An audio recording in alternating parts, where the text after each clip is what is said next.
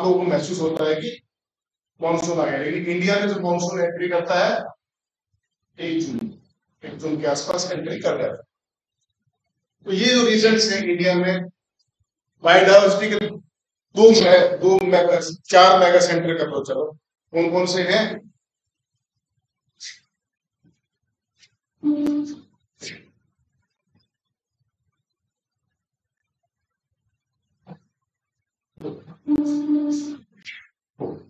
Number 1 western Ghats, number 2 eastern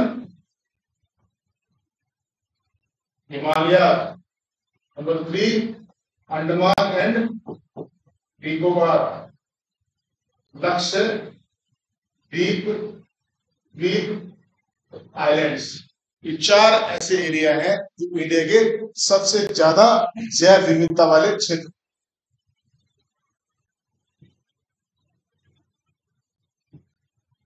India के सबसे जैव विविधता वाले क्षेत्र।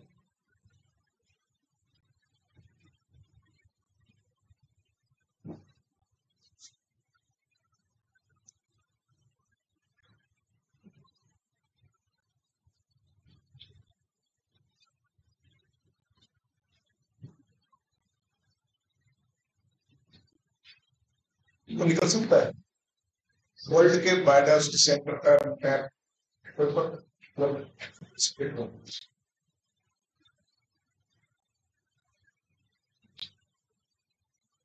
Biodiversity centres world map. कुछ समझ में आया? कारण समझ में आया? और बायोडाइवर्सिटी का मतलब ये नहीं कि सारे फूल गुलाब के। बायोडाइवर्सिटी का मतलब ये कुछ गुलाब के हैं, कुछ गेंदे के हैं, कुछ सूरजमुखी के हैं, कुछ और हैं, कुछ और हैं। इसलिए कहते हैं कि अगर एक हिंदू सभी लोग हैंडसम और स्मार्ट होंगे, थिंक अबाउट द वर्ल्ड, क्या ब्यूटी की कोई वैल्यू है? सभी लोग पैसे वाले हो गए तो अमीर की कोई वैल्यू रहेगी क्या? सारे अमीर, सभी लोग हाइटेड हो जाए, सभी लोग इंटेलिजेंट हो, जो भी दुनिया में खूबसूरती है वो गायब हो। जैसे कभी कभी लोग कहते हैं हिंदू राष्ट्र, ये होना चाहिए, वो होना चाहिए। जिस दिन वैसे भी कभी होगा, चंद्रचूड़ ने क्या कहा है कि पूरा देश को क्या, एक गांव भी नहीं। ठीक है, ये तो मैं पढ़ा चुका हूँ। India is and secularism is the basic structure of. लेकिन सपोज करो जिस दिन पूरे हिंदू हो जाए या पूरे मुस्लिम हो जाए, तो लड़ाई किसके बीच में होगी? खुद के बीच में। फिर अपने वाले अच्छे नहीं लगेगी, मुद्दा ही नहीं बचेगा। अब तो सब फिर भी एक दूसरे की परवाह करते हैं ताकि यूनिटी बनी रहे। और फिर जब सब एक जैसे दिन पर आपस में इकोलॉजी में अभी जब हम पढ़ेंगे तो 2 तरह के कॉम्पिटिशन, प्रतिस्पर्धा सोच, 2 तरह के प्रतिस्पर्धा। एक तो इंट्रास्पेसिफिक होती है, एक इंट्रास्पेसिफिक। सुना है? कौन बताएगा इंट्रास्पेसिफिक एंड इंट्रास्पेसिफिक?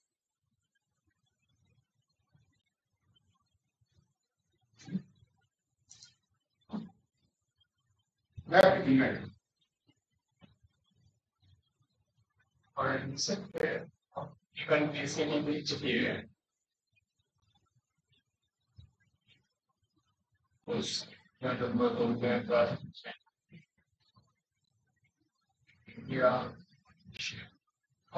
परसेंटेज मैं बोला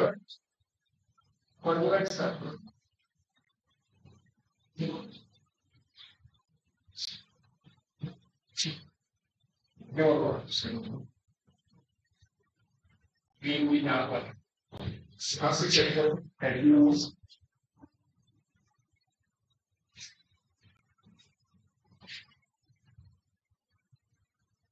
दो तरह के कॉम्पिटिशन में क्या बताया था, एक तो इंटर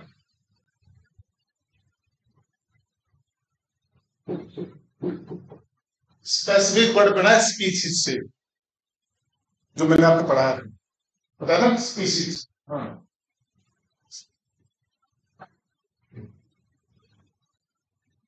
तू लगा ले कौन सा अंतरा है कौन सा अंतरा, वो इंट्रा वही है। स्पेसिफिक का मतलब स्पीसीज से, जो मैंने आपको स्पीसीज पढ़ाई थी, ठीक है। इंटर का मतलब दो के बीच में, जैसे इंटरनेशनल, बहुत सारे देशों के बीच की बात, एक इंट्रा देश के अंदर की बात,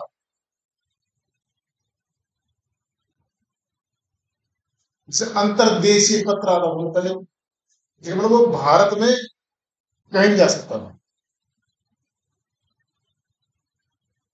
अंतरराष्ट्रीय यानी कि मतलब राष्ट्रों के बीच। इंटर का मतलब होता है विद इन 2 और 3 डिफरेंट, इंट्रा का मतलब एक जैसे लोगों के बीच में। इंटर स्पेसिफिक का मतलब क्या हुआ कि डियर है क्या भी, डियर डियर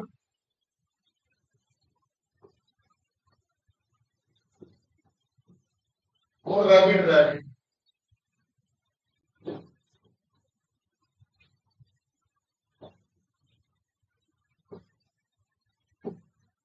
सो डियर और रैबिट के बीच में जो कंपटीशन है वो इंटर स्पेसिफिक है, तो दोनों चुनती अलग है।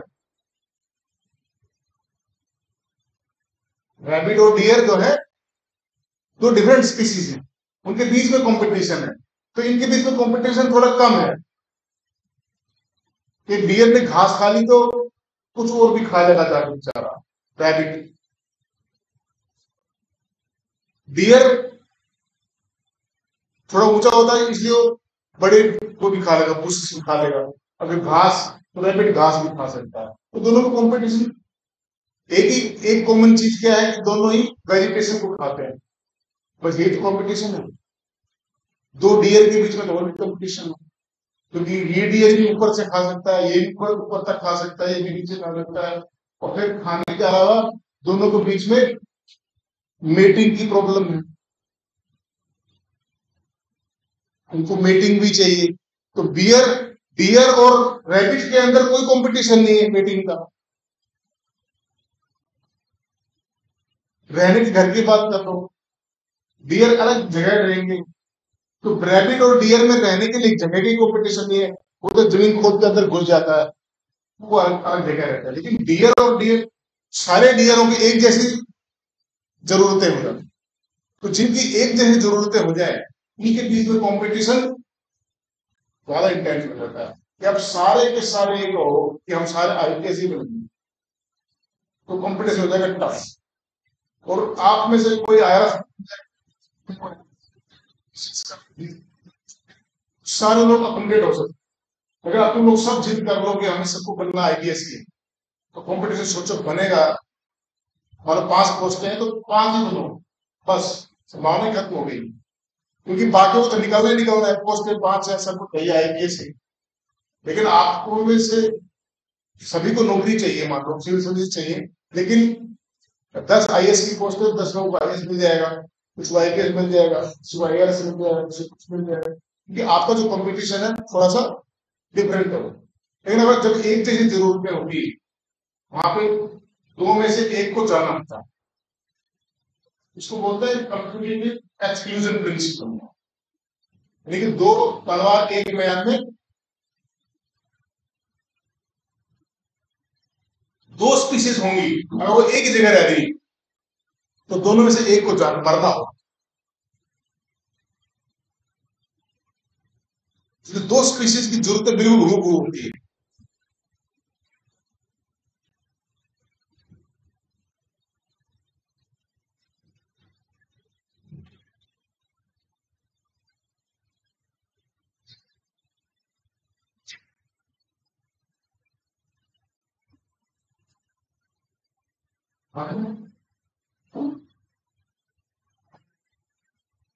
ये वोल्ट कम है,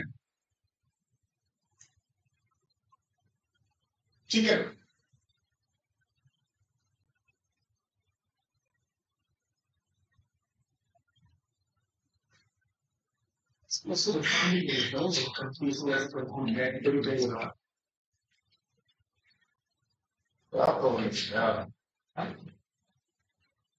हेलो, हाँ भैया,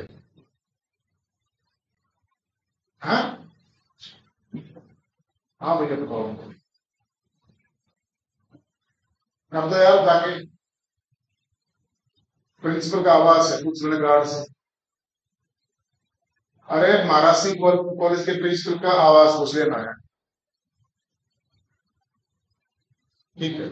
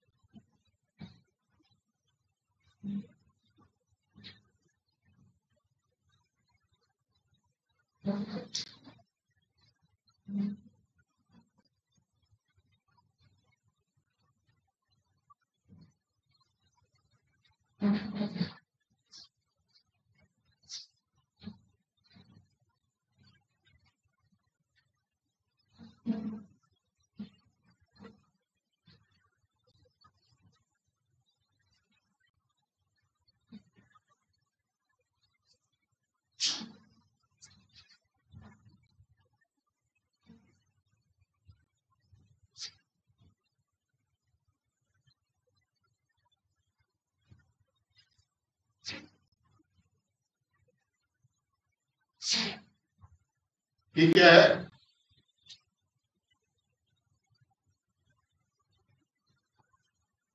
मध्य रेखा, ठीक है। ज्योग्राफी में सवाल आएगा, वो आता है ज्योग्राफी में, कौन कौन से देशों के बीच से होके गुजरती है, ठीक है।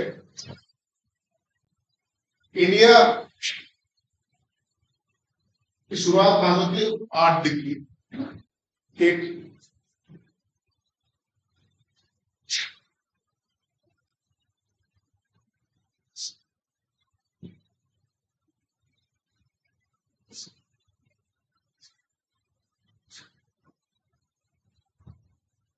तो ऐसे रफ लगाओ इसको, 10 डिग्री इधर,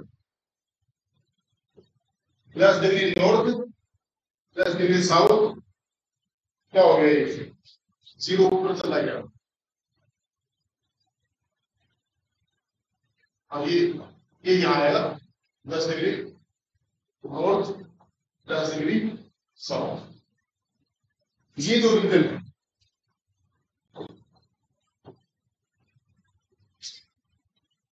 दुनिया का क्या कहलाता है? ट्रॉपिकल।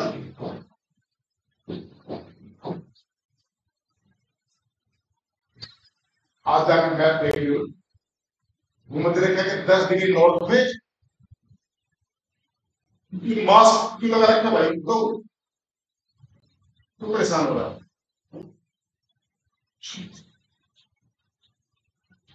बीमारी छुटकारा पा ले।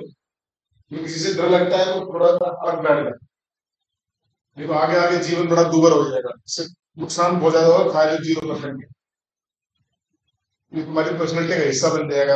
अगर थोड़े दिन नहीं रहा तो मुझे लगेगा कि पता नहीं क्या क्या आज मिस कर दिया है। बहुत बुरी बीमारी है ये। कौन?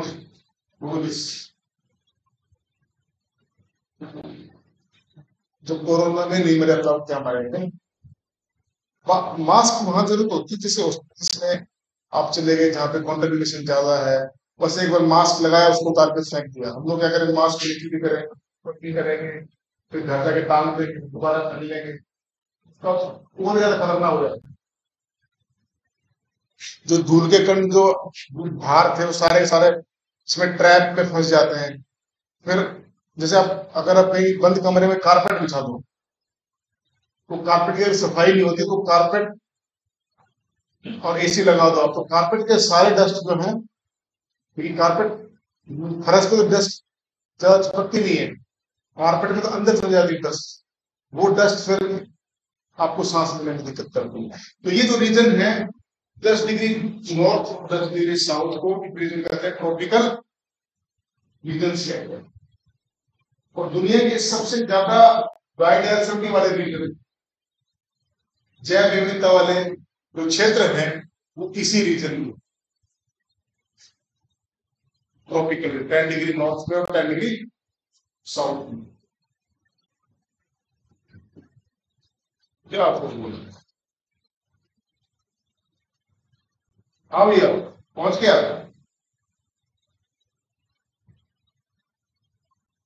पहुंच गया। वहां पे गार्ड होगा और गार्ड से ढूंढे कि चले के घर पे जा। हाँ, ढूंढ ले, होगा कोई अंदर आके।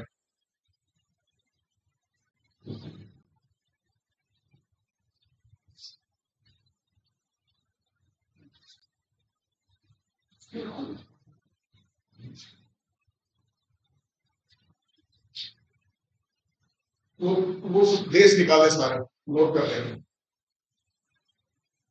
वो जियो वाला आ रहा है। हाँ, तो दरवाजा वगैरह तोड़ देगा।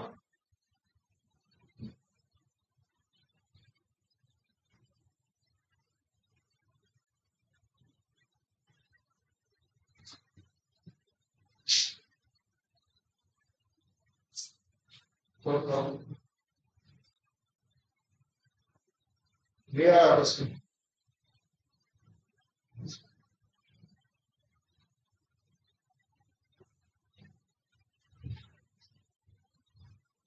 ये 17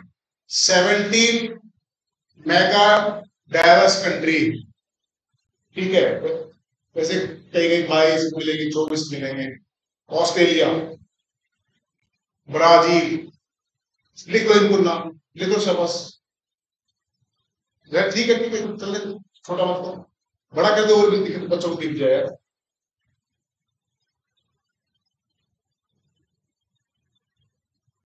हाँ हाँ हाँ, राकेश इनको घर, ऑस्ट्रेलिया, ब्राजील, चाइना। चाइना तो चलो उसमें नहीं आता, ट्रॉपिकल रेंज में, लेकिन बायोडायवर्सिटी में आ सकता है। Congo, Ecuador, India, Indonesia, Madagascar, Malaysia. तुरंत देख लेने, देख लेंगे। कम से कम देशों के नाम तो लिखोगे यार।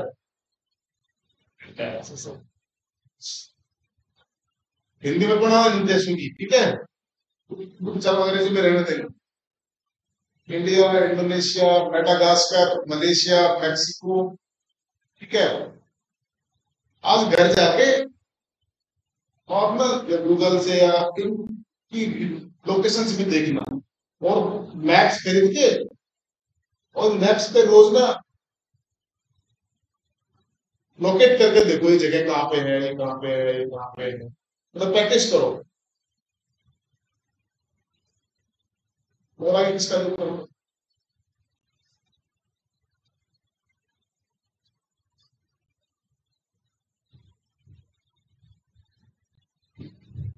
Mexico, Papua New Guinea, Peru, Philippines, south Africa, United states, Venezuela. United states जो है वो ट्रॉपिकल रीजन में नहीं है।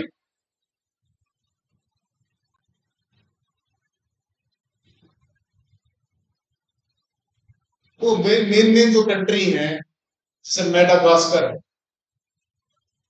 ठीक है, ब्राजील, मलेशिया है, इंडोनेशिया है, कोंगो है, इंडिया के अंडमान निकोबार है, इंडिया के वेस्टर्न घाट है, ठीक है, फिलीपींस है। ये मेनली किसमें है? ट्रॉपिकल रीजन में। अब ट्रॉपिकल रीजन की खासियत क्या होती है? इनको उष्ण कटिबंधीय क्षेत्र बोलते हैं। ट्रॉपिकल रीजन को क्या बोलते हैं? उष्ण कटिबंधीय क्षेत्र। तो उष्ण कटिबंधीय क्षेत्र जो है, इनकी खासियत क्या होगी? इक्वेटर है, और इक्वेटर पे जो सन है वो क्या है? बिल्कुल वर्टिकल है, सीधा है। नहीं समझे मेरी बात?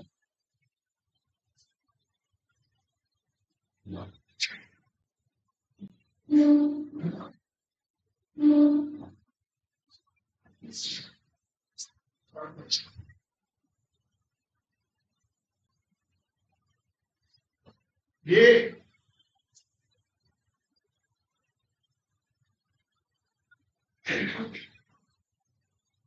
ओनली थोड़ा अलग हो गया।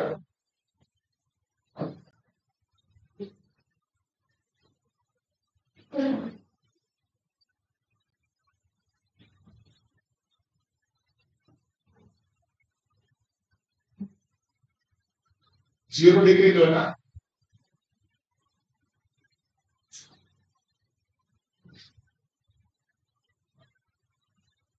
ये 10 डिग्री साउथ, ये 10 डिग्री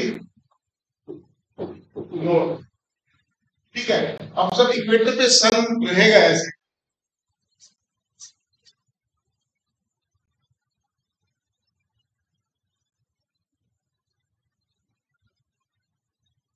और जैसे इक्वेटर से तो जगह दूर होती चली जाएगी, उतना ही बड़ा एंगल होता चला जाएगा। लिसन तो मेरी बात,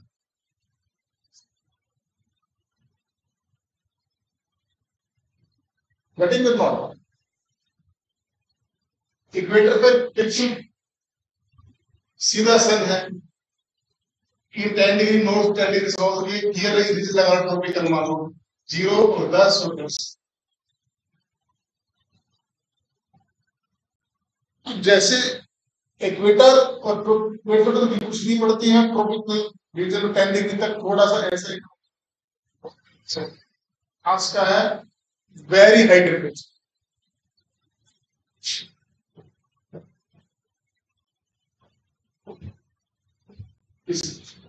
इसकी हिंदी बताने की जरूरत तो नहीं है, वेरी हाई, समझ गए?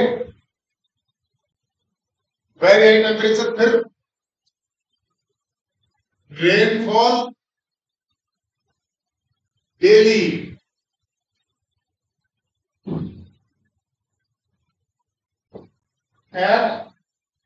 एट इन आफ्टरनून, दोपहर के बाद रोज मूसलाधार वर्षा। सुना मूसलाधार का? टोरेंशियल रेन्स, वो भयंकर वाली वर्षा होती है। वहां रोज का ये रहता है, इक्वेटर पे जितने भी रीजन है दोपहर के बाद रोज वर्षा होती है। ऐसा नहीं मानसून, अगर मानसून जो है ना, हर बरसात मानसून से नहीं होती है। इंडिया इंडियन सब कॉन्टिनेंट है, मानसून जो है क्या है?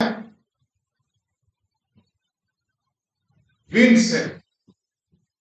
मानसून क्या है? रेन नहीं है। मानसून एक्चुअल में क्या है? विंड्स है।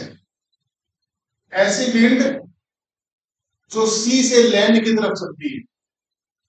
सी विंड जो है सी से लैंड की तरफ चलती है, और सी से पानी लेती है और लैंड के ऊपर पानी छोड़ देती है। तो मानसून का अर्थ रेनफॉल नहीं है, मानसून एक्चुअल में क्या है? विंड्स है। दुनिया में हर जगह की विंड्स के नाम अलग अलग, इंडियन सब कॉन्टिनेंट का मतलब क्या हुआ? सब कॉन्टिनेंट का मतलब क्या है? एक तो कॉन्टिनेंट होता है और कॉन्टिनेंट से छोटा क्या होता है? सब कॉन्टिनेंट। इंडियन सब कॉन्टिनेंट में कौन आ गया? इंडिया आ गया, पाकिस्तान आ गया, अफगानिस्तान आ गया, श्रीलंका आ गया, बर्मा, म्यांमार, ये सारे रीजन क्या है? इंडियन सब कॉन्टिनेंट। और उसमें सबसे बड़ा है इंडिया, इसलिए उसको इंडिया के इंडियन सब कॉन्टिनेंट नाम दे दिया गया। तो इंडियन सब कॉन्टिनेंट में जिन हवाओं के कारण बरसात होती है, उन हवाओं को मानसून कहते हैं। बरसात को मानसून नहीं कहते हैं, नहीं समझे मेरी बात?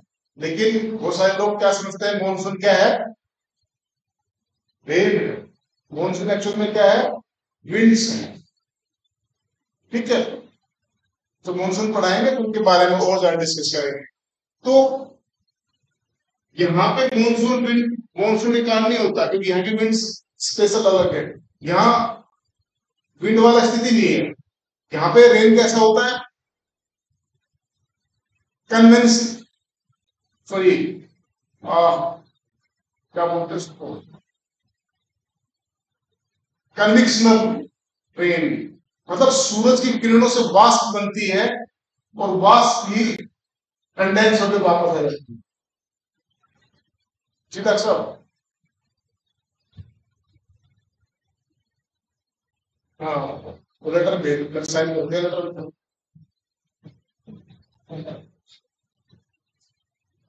बिल्कुल, फाइटर फाइटर जेट्स को दे दो।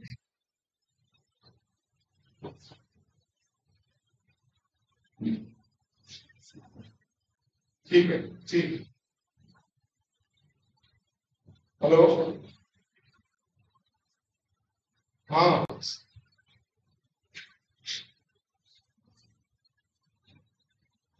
इस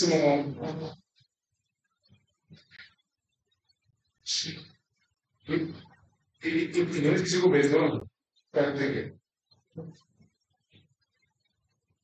गार्ड के पास कराना मेरी बात करवाइएगा।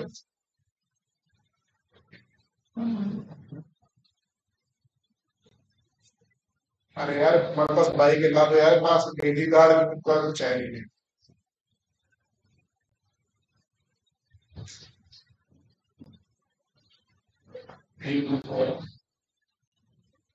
एक बंद निकल बचा, एक बंदे को भेजूंगा, निकल देखता हूँ। कहता हूँ मैं, कहता हूँ।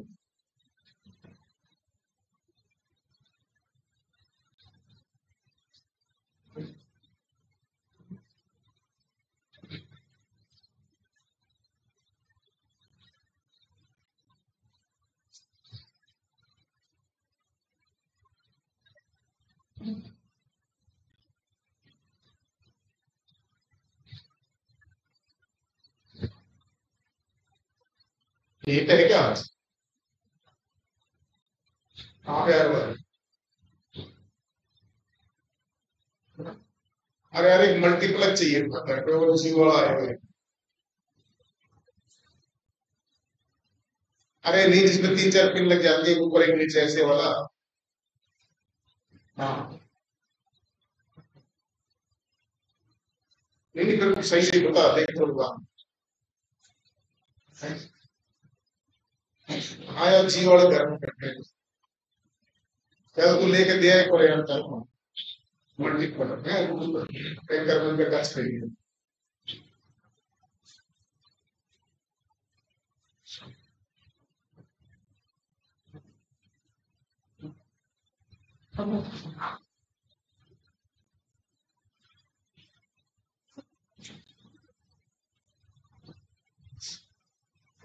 तू वैभव को बोला है मैंने, वैभव को बोला है।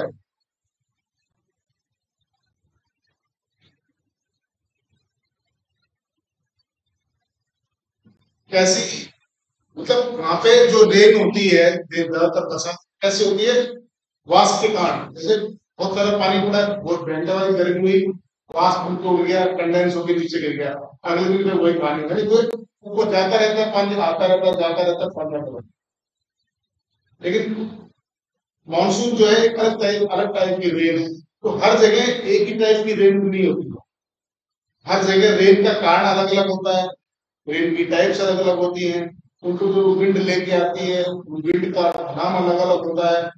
ठीक है, तो इंडियन सब कॉन्टिनेंट के लिए सिर्फ मानसून है। तो इनकी खास खासियत क्या है? Very high temperature, rainfall daily afternoon. ठीक है, और क्या है? दिन और रात में कोई फर्क नहीं, दिन और रात बराबर हो।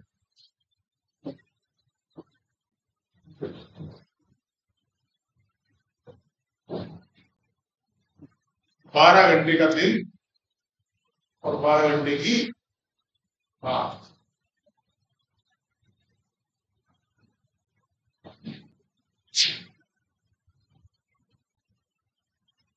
यहाँ पे कैसे फॉरेस्ट मिलते हैं? Ever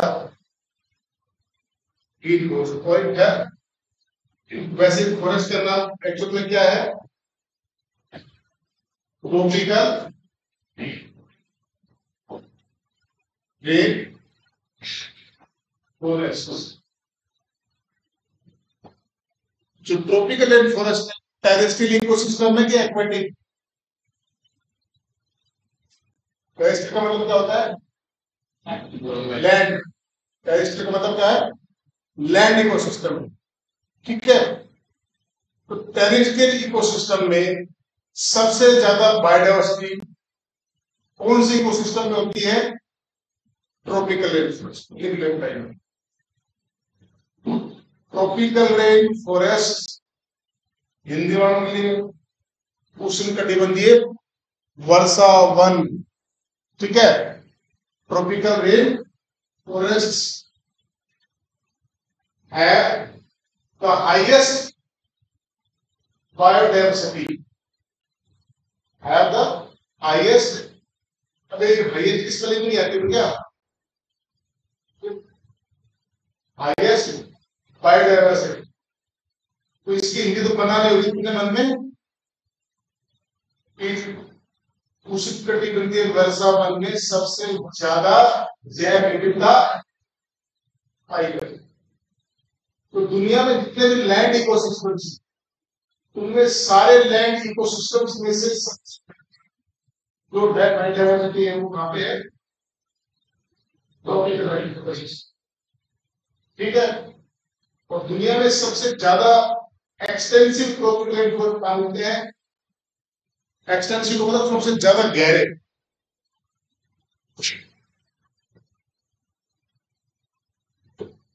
Amazon. जेड आएगा क्या?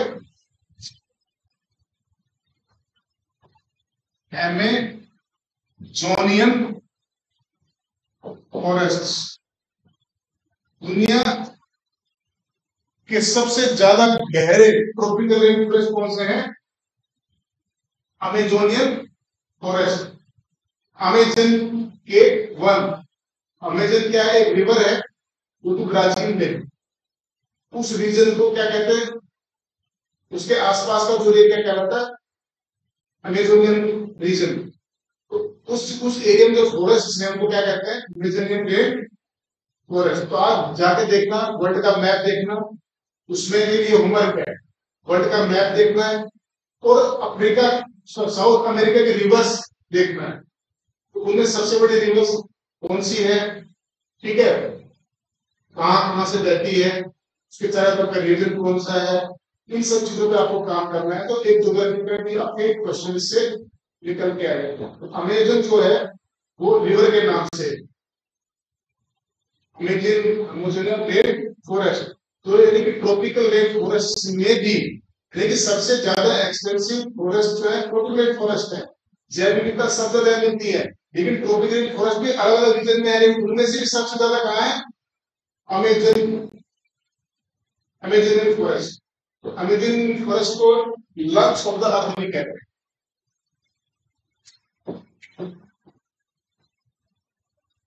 लंग्स ऑफ द अर्थ,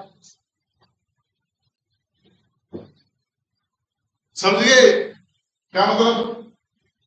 दुनिया के क्यों क्यों कहते हैं लंग्स ऑफ द या लंग्स क्या करते हैं? एयर को प्यूरिफाई। लंग्स क्या करते हैं? एयर को प्यूरिफाई करते हैं। आपके जो ब्लड में आपके जो टिश्यू जो है वो रेस्पिरेशन करते हैं, तो रेस्पिरेशन रुक जाओगे। रेस्पिरेशन में क्या हो रहा है? कार्बन डाइऑक्साइड बन रही है, ग्लूकोज टूट रहा है, कार्बन डाइऑक्साइड और पानी में ऊर्जा निकल रही है। तो वो जो कार्बन डाइऑक्साइड है ब्लड की, तो आपके जो ब्लड में दो टाइप की, एक आर्टरीज एक वेन्स है। आर्टरीज में प्योर ब्लड होता है, लेकिन ऑक्सीजन वाला ब्लड। जो वेन्स होती है उनका क्या होता है? इम्प्योर ब्लड होता है। इम्प्योर का मतलब उसमें कार्बन डाइऑक्साइड रहती है। जो तुम्हारे हाथ पे जो दिखती है वो वेन्स, नीली नीली जो दिखती है ना, नीली नीली की वेन्स। तो लंग्स पे जब जाता है तो लंग्स पे जो हम सांस लेते हैं ऑक्सीजन जो है लंग्स पे ज्यादा होती है, तो जो ब्लड वहां जाता है उसके अंदर कार्बन डाइऑक्साइड ज्यादा होती है। तो ये क्वालिटी है कि कोई भी जो गैस है वो अपने हायर पार्शियल प्रेशर की रीजन से अपने लोअर पार्शियल प्रेशर। ये बात बिजली केमिस्ट्री आती नहीं आती? कितने लोगों को आती है?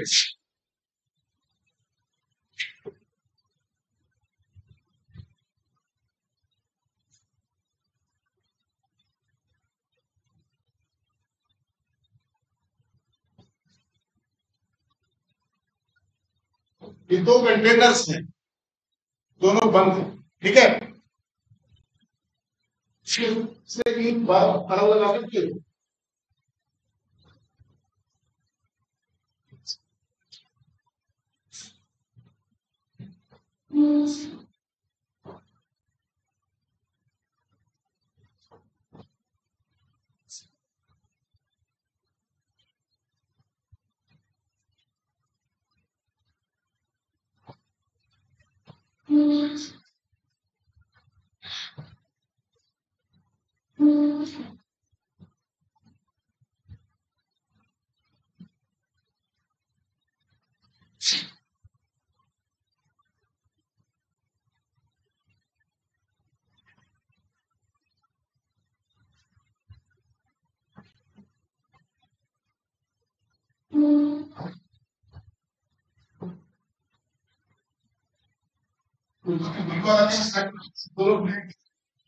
ठीक है।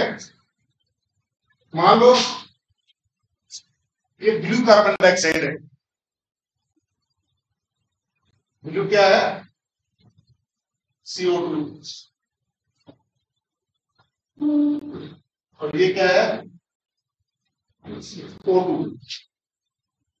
दोनों कंटेनर में भर दिया जाए तो सोचो इसमें ज्यादा क्या है? Carbon dioxide. कार्बन डाइऑक्साइड का पार्शियल प्रेशर इधर जाता हो तो यहां पे पी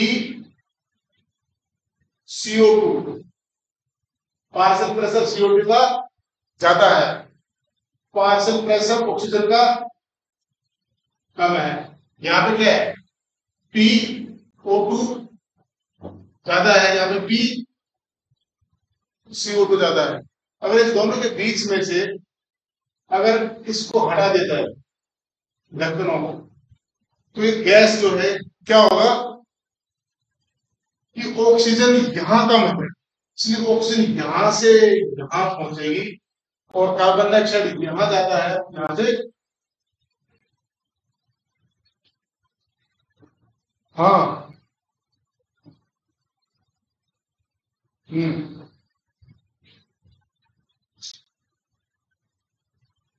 कौन सा बार वाला? इसमें नहीं सकता है।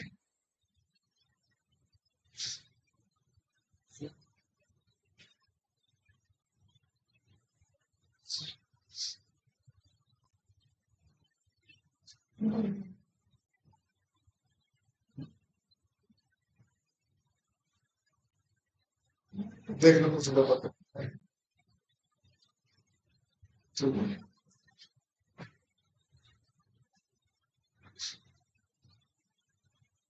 गैसेस का ये बिहेवियर है, केमिस्ट्री है, ये भी आता है। गैसेस का बिहेवियर क्या है, वो अपने गैसेस के लिए वर्ड कंसंट्रेशन वर्ड यूज नहीं करते। गैसेस के लिए वर्ड कंसंट्रेशन, सांद्रता जो कहते हो आप, वो वर्ड यूज नहीं करते। इसलिए का गैसेस के लिए क्या वर्ड यूज करते हैं, पार्शियल प्रेशर।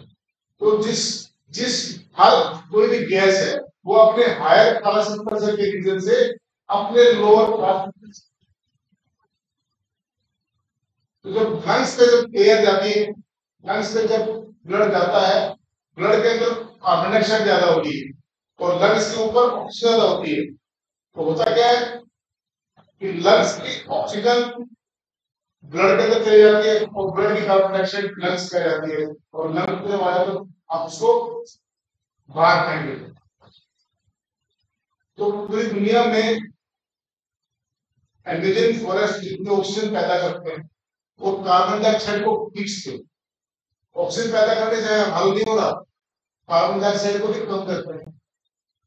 इतना मेरी बात, पौधे जो है कार्बन डाइऑक्साइड एटमोस्फेयर से ले लेते हैं, तो कार्बन डाइऑक्साइड एटमोस्फेयर में अपनी जो उसकी लिमिट है उससे ऊपर जा नहीं पाते।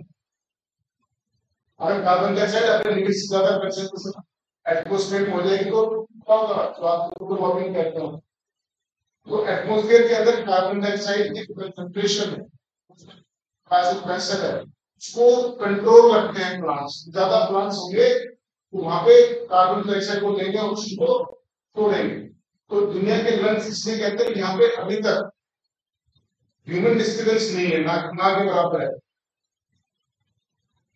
तो अभी ये फॉरेस्ट बचे हुए, दुनिया में सबसे ज्यादा ऑक्सीजन और कार्बन डाइऑक्साइड लेने का काम और छोड़ने का ये वाले फॉरेस्ट करते हैं। इसलिए उनको इनाम दे दिया गया कि दुनिया के लंग्स एयर प्योरीफायर की तरह से।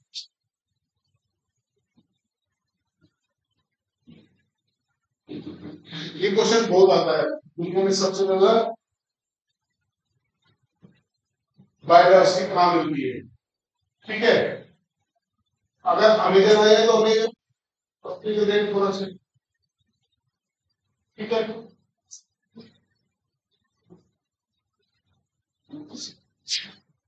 तो नीचे कैसे होगा,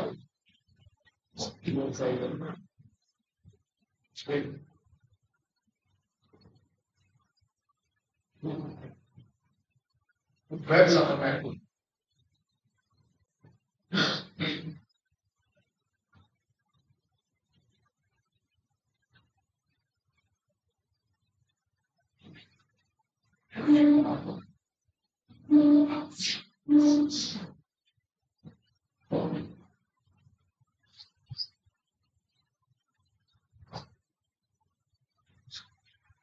यहां से इक्वेटर जा रहा है,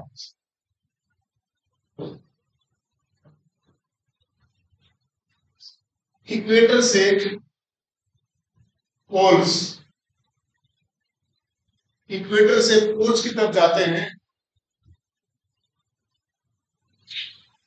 भूमध्य रेखा से ध्रुवों की तरफ जाते हैं, ठीक है। ये क्या है, पोलर रीजन, क्या है, ध्रुवीय क्षेत्र,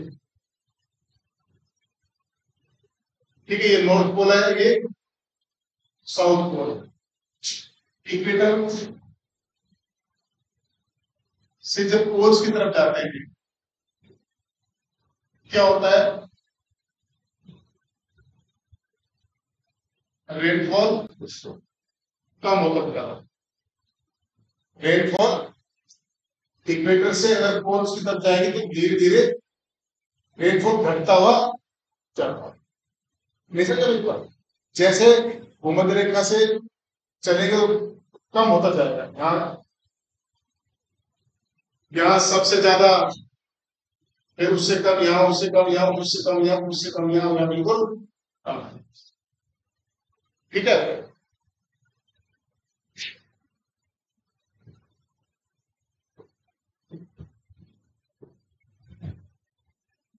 जैव विविधता भी कम होती जाती है। जब आप इक्वेटर से पोल्स की तरफ मूव करते हो तो बायोडाइवर्सिटी भी कम होती चली जाती है, क्योंकि रेनफॉल कम होता चला जाता है।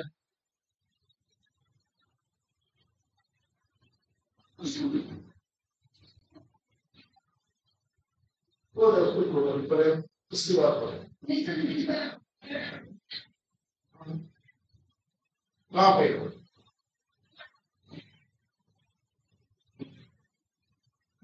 कितनी नहीं, तो आप मैप जाके देखना 22-24% पर ज्यादा है, जैसे चाइना में दिखा रखा है। कंपेरेटिवली चाइना में नहीं है, हो सकता है स्लैब में कुछ हाँ पे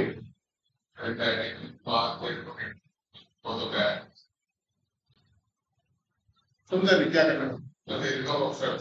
हाँ ऑब्स्ट्रक्शन नहीं, ऑब्स्ट्रक्शन नहीं है, मतलब रेनफॉल का मतलब क्या हो रहा है यहाँ पे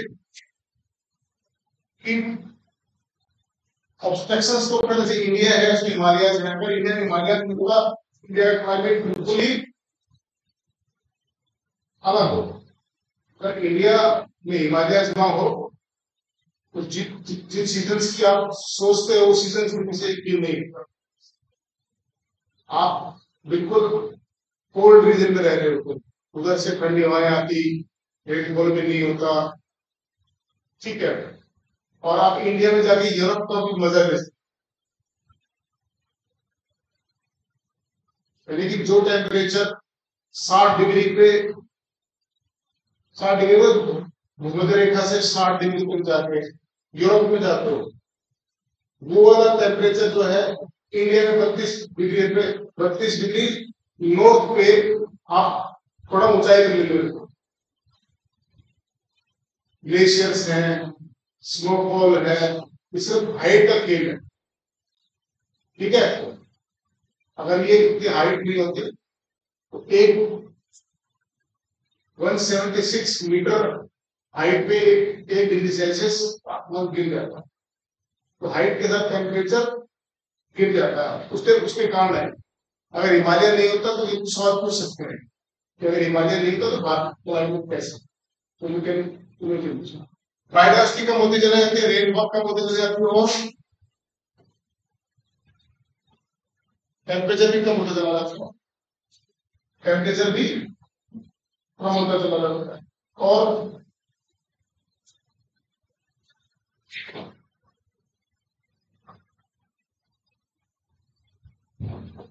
सोइल की फर्टिलिटी भी कम होती थी, फर्टाइल रीजन्स, सोइल में ह्यूमस होना, यूरोप पे जाओ आगे जाओ तो और भी कम होता चला जाता है। फॉरेस्ट फॉरेस्ट फॉरेस्ट भी कम होते चले जाते हैं, फॉरेस्ट भी कंपेरेटिवली क्या हो जाते हैं, कम होते चले जाते हैं। अगर आप इन ट्रेंड्स को ध्यान में रखोगे बहुत सारे क्वेश्चंस का जवाब दे सकते। तो आपको समझ में आ रहा है मोटा मोटा कि इक्वेटर से जब पोल्स की तरफ जाते तो क्या क्या कम होता चला जाता है।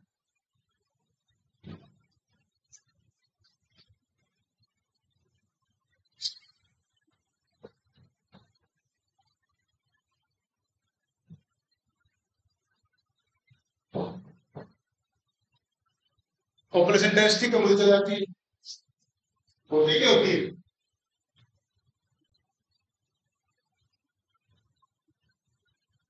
पॉपुलेशन कहाँ ज्यादा होगी, ना एक्सट्रीम कम होगा, इंडिया है, चाइना है, ठीक है।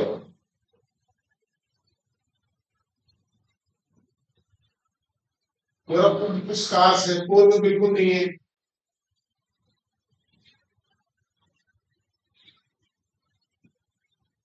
पॉपुलेशन डेंसिटी पॉपुलेशन डेंसिटी का सीधा सीधा रिश्ता कहां से है, क्लाइमेट से है, सोयल से है। ज्यादा पॉपुलेशन कहाँ होगी, जहां ना तो ज्यादा टेम्परेचर है ना कम ज्यादा टेम्परेचर है, नॉर्मल टेम्परेचर है। सोयल्स यहाँ पे अच्छी है, यहाँ पे एग्रीकल्चर लैंड अच्छा है, मानव के जीवन की संभावनाएं जहाँ ज्यादा अच्छी है वहां पे। और यूरोप में आगे पोलर रीजन में जाओगे बहुत टफ लाइफ है, इसलिए पॉपुलेशन डेंसिटी कम होती चली जाती है, मिनरल रिसोर्सेज भी कम होती चली जाती है।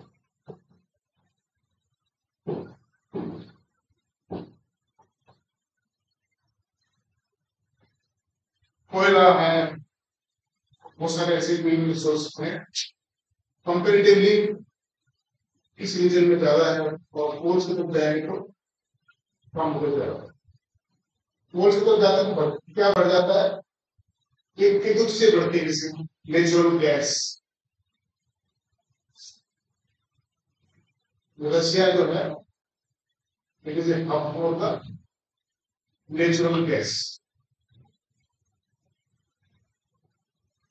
नेचुरल गैस यूरोप है,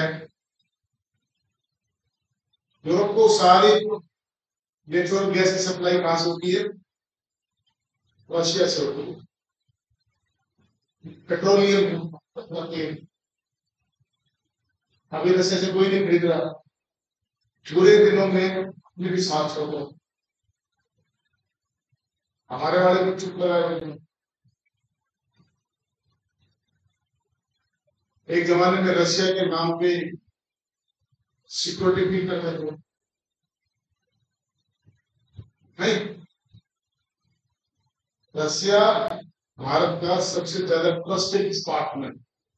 आज अगर यूएन के अंदर हमारे खिलाफ कोई भी प्रस्ताव पास होता था, वीटो लगाने वाले एक ही देश होता था, अमेरिकन तो सोशलिस्ट।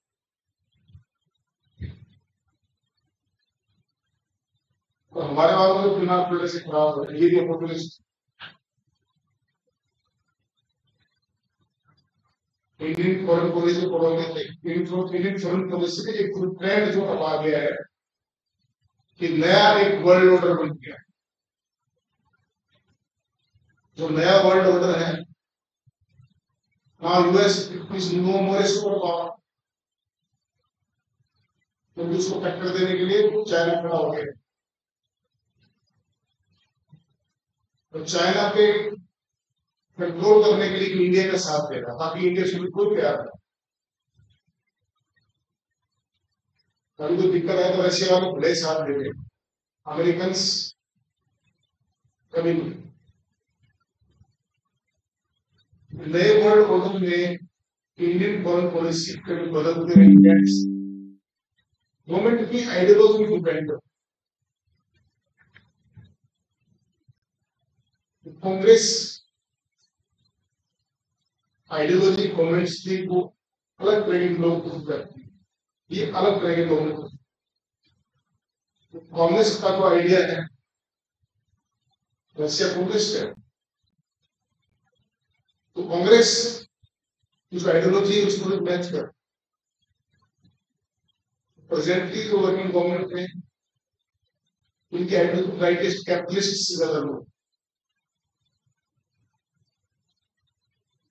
कैपिटलिस्ट से मतलब पूंजीवादी, पूंजीवादी व्यवस्था के से ज्यादा प्रभावित रहेगा। इसलिए आज की डेट में थोड़ा सा फेको एनालिसिस करके तो भारत जो है तो एक अच्छा काम किया था कि वोटिंग भी एब्सेंट रहेगी। तो ये जो ट्रेंड्स अगर आपको ध्यान है, you can easily understand evolution. बहुत सारे सवालों के जवाब आपको यही से मिल जाएगा। ये तो नेशनल इकोसिस्टम की बात हो गई थी। एक्वेटिक में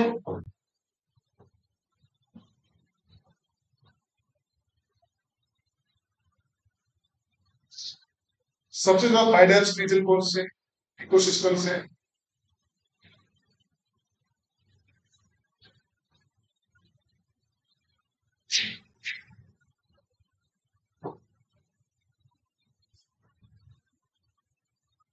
कोरल रीफ्स। मैराइन इकोसिस्टम में सबसे ज्यादा बायोडायवर्सिटी कहां मिलती है, कोरल रीफ्स में। ये अपने आप में एक अलग टॉपिक है। बहुत सारे पौधे मर जाते हैं, मरने के बाद सॉलिड तो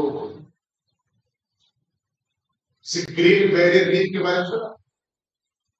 ग्रेट बैरियर रीफ कहाँ पे है? ऑस्ट्रेलिया में। कहाँ पे है? ऑस्ट्रेलिया में। आज जाके देखेंगे great barrier reef. Great barrier reef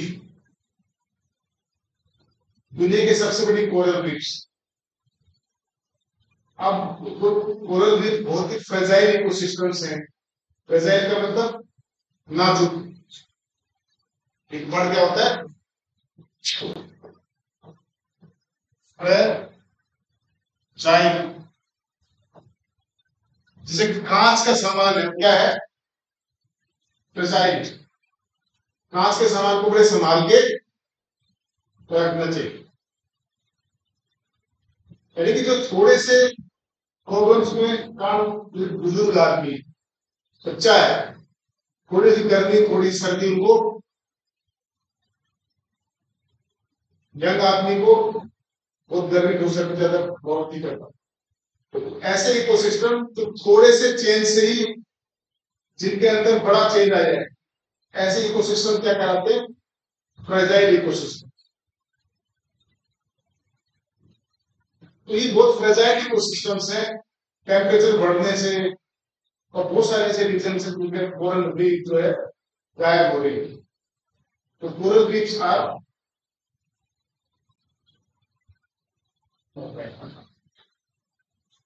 ठीक है। कोरल रीफ्स के बाद नंबर 2 पे आती है एस्चुरीज।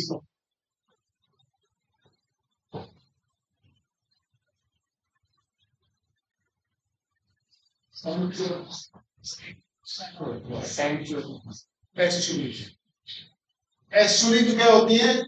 जहां फ्रेश वाटर और मैराइन वाटर दोनों मिक्स अप हो जाते हैं। समझे मेरी बात?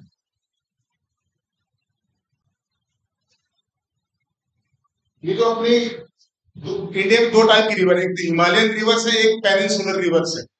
एक तो हिमालय की नदियां हैं, दूसरी प्रायद्वीपीय नदियां हैं। जो प्रायद्वीपीय नदियां हैं और हिमालयन रिवर क्या बनाती है? डेल्टा बनाती है। तो जब इधर से पानी आता है लेकिन से भी गिरता है, उससे पहले क्या होता है? लैंड का एक हिस्सा ऐसे हो जाता है, ऐसे। इस हिस्से में यहां से नदी का पानी है, फ्रेश वाटर है, और पहले से इसमें मैरीन वाटर है, दोनों मिक्सअप होते हैं। फ्रेश वाटर और मैराइन वाटर का मिक्सिंग वाला जो एरिया होता है वो क्या कहलाती है? एस्चुरीज कहलाती है। तो ये एक ज्योग्राफी क्वेश्चन ये भी है कि जो प्रायद्वीपीय की नदियां हैं, पेनिनसुलर रिवर्स, वो क्या बनाती है? एस्चुरीज बनाती है। और जो हिमालयन रिवर्स है, गंगा, जमुना, ठीक है, इंडस, ब्रह्मपुत्र, इंडस की ब्रह्मपुत्र, ये क्या बनाती है? डेल्टा बनाती है। सुंदरबन डेल्टा, सबसे बड़ा डेल्टा कौन से है? सुंदरबन डेल्टा। तो सुंदरबन डेल्टा में सबसे ज्यादा क्या मिलते हैं? मैनग्रूव्स। क्या मिलते हैं?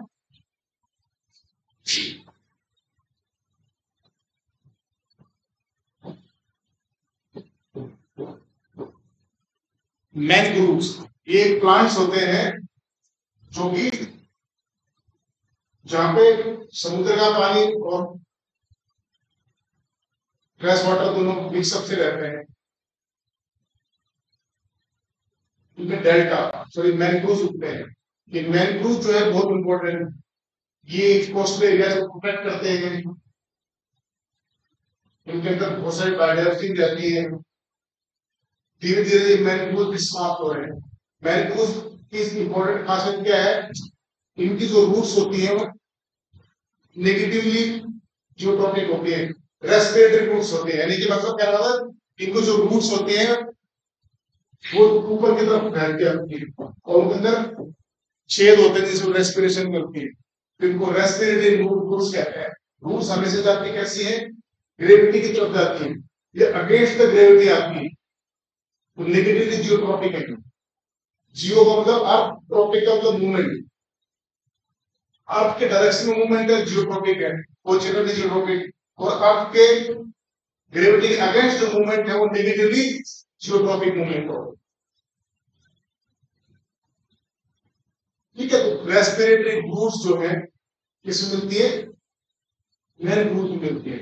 और भारत में सबसे ज्यादा डेल्टा कानून मैन ग्रूव कानून के सुंदरबन डेल्टा। तो ये सुंदरबन डेल्टा की एक फ्रेजाइल इकोसिस्टम है, वहां भी अब धीरे धीरे धीरे धीरे बहुत दिक्कतें आ रही, मैंग्रोव मिलते हैं, क्योंकि सुनामी आती है। अगर मैंग्रोव अच्छा डेवलप है सुनामी से आपका एरिया बच गया। कोस्ट के साथ साथ ये इतने गहरे पौधे होते हैं जो समुद्र की जो भी लहरें आती है उनके को रोक लेते हैं, उससे इतना जो है दिक्कत नहीं होता, एक से बैरियर की तरह काम करता है, इरोजन नहीं होता, कटाव नहीं होता है। तो ये मैंग्रोव जो खत्म होते चले जाएगा क्या होगा, समुद्र की लहरों से ज्यादा इरोजन होगा, ज्यादा ह्यूमन पॉपुलेशन प्रभाव होगा। इसलिए मैंग्रोव बहुत ज्यादा जरूरी है। कोस्टल जो मैरीन इकोसिस्टम है, कोस्टल रीजन का इकोसिस्टम है, उन मैंग्रोव जो है इनका भी हमें कोशिश करनी चाहिए। तो समुद्र में जो पानी के जहाज से तेल लाते हैं तो रिस्क के या एक्सीडेंट से बहुत ज्यादा पॉल्यूशन होता है।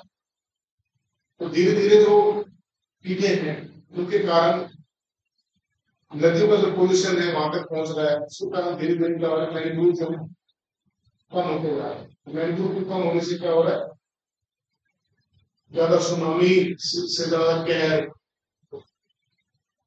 ठीक है, मैरीन एक्वेटिक इकोसिस्टम में मैरीन इकोसिस्टम आ गया, एक फ्रेश वाटर भी आ गया। मैरीन कोरल रीफ जो है they are the most biodiverse regions. उसके बाद है एस्चुरी।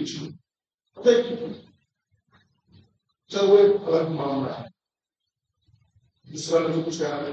प्राइवेट प्रोडक्टिविटी की बात करें, जैसे पूरी दुनिया में 78% क्या है, वाटर। अगर ये देखा जाए कि पूरे ओशंस का एरिया है वो ज्यादा है, फोटोसिंथेसिस पूरे ओशन मिला के धरती पे सब ज्यादा करता है, लैंड के लिए ओशंस में ज्यादा प्रोटेक्शन होता है, वहां ग्रीन होती है। ठीक है, लेकिन अगर एरिया निकाला जाए तो प्लांट्स, क्योंकि उसमें छोटे छोटे छोटे प्लांट्स होते हैं, लेकिन बहुत बड़ा एरिया है। टोटल जैसे आप समझ लो कि उत्तर प्रदेश में भारत से सबसे ज्यादा गेहूं पैदा होता है, तो वो ये बस सिर्फ ये कह सकते हो आप कि उत्तर प्रदेश बहुत बड़ा है तो सारे गेहूं मिला के चावल होता है, लेकिन पंजाब और हरियाणा में पर हेक्टेयर गेहूं का, जैसे वहां अगर यहाँ 1 एकड़ में 10 क्विंटल हो रहा है, हरियाणा में 1 एकड़ में 20 क्विंटल होगा।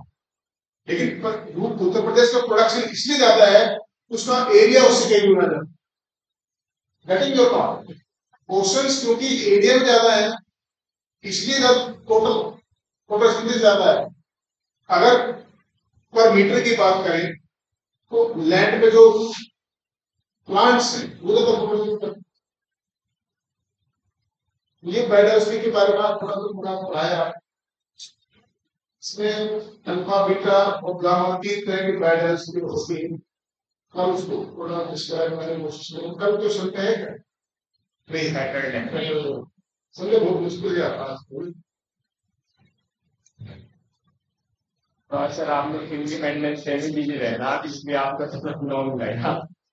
5:30 बजे कैसे भटक रहे हैं शूट पे, आंखों में नींद है, घर से फोन आ रहे हैं, गृहस्थी संभाल रहे हैं, कॉलेज संभाल रहे हैं।